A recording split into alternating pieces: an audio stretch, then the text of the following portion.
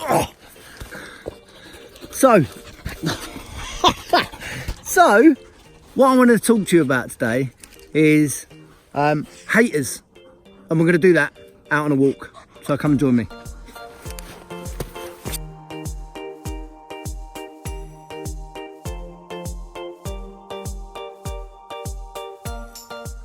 So a hater is usually somebody that comes on your profile or your business page and they're not there to debate. If they are talking about techniques, very rarely are they going to have evidence to back up their point of view. More than likely, they're going to become personal.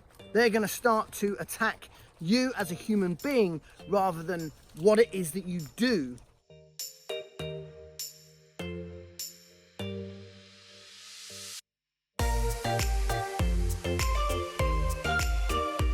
Now, most of the time, I don't even mention it. Say, for example, when me and Jo got together. She's now my fiance. We got pregnant. We did that thing that all expecting parents did. We put up a post with the ultrasound scan of our unborn baby on Facebook, and we're like, yay! An ex-customer of mine who was unhappy about the time gap between me leaving my ex and getting together with Jo Rosie. That's what they were upset about.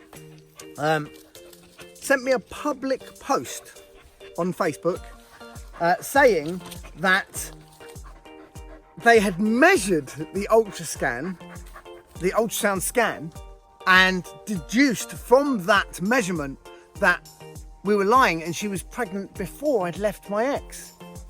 Firstly, what the fuck? Secondly, it just wasn't true.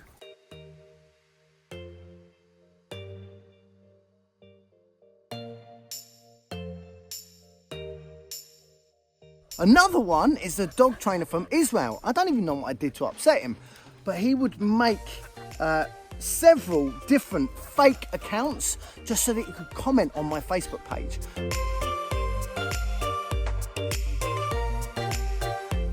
There was the Scouser who challenged me to a rehabilitation process. He would get a dog, I would get a dog, and he couldn't comprehend how, being science-based, that didn't make any sense to me. There was a no-win, because if I did enter, people would get upset that I'd put that dog in that position. If I don't enter, then he claims to be the fucking victor. Even more ironically, he was saying that I was so egotistical that, and let's be honest, I'm not, I've got a fucking ego. I know that. I'm not ashamed of saying it. But when he put the second dog to sleep, he said, I honestly believe that if I couldn't rehabilitate this dog, no trainer could. What the fuck? Okay, let's go.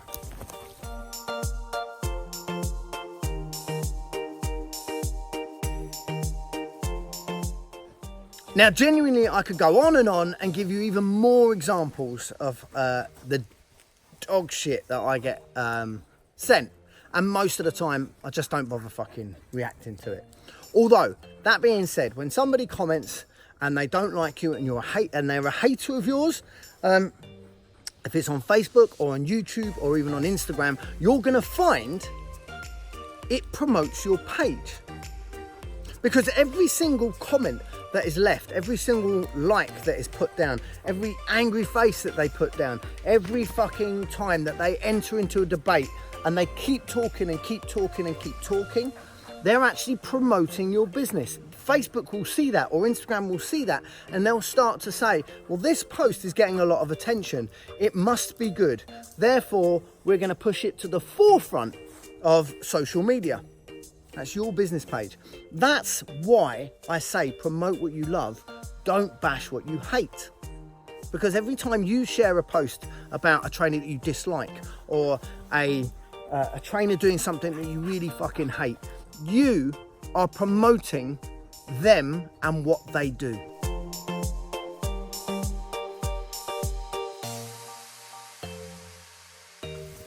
So there are people out there that think I'm a hater of them. Now, don't get me wrong, there are a lot of people that I think are dicks. I don't like everybody, just like you don't like everybody.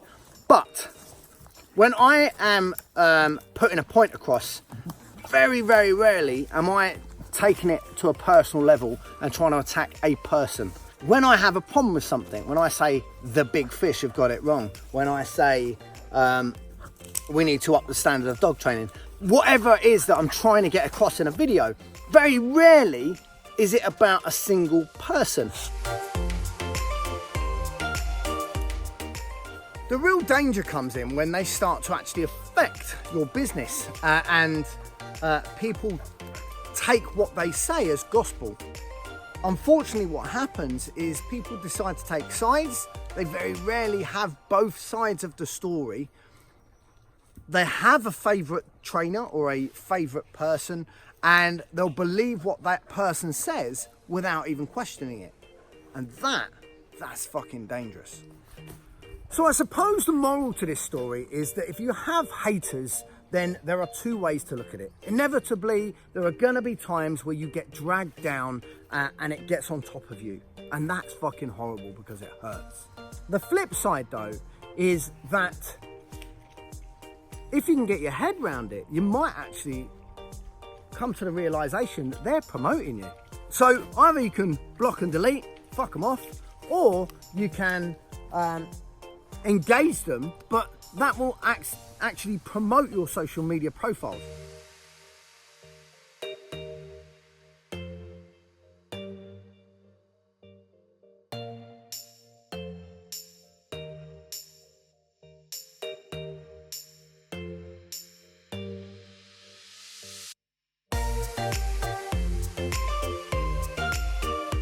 Now, it's nice to be able to try and ignore it or try and see it that your page is getting promoted, but it does hurt. So sooner or later, just like our dogs, you're going to react in one of two main ways. Either it's going to get to you and it's going to drag you down, or you're going to get trigger stacked and you're going to react like I did.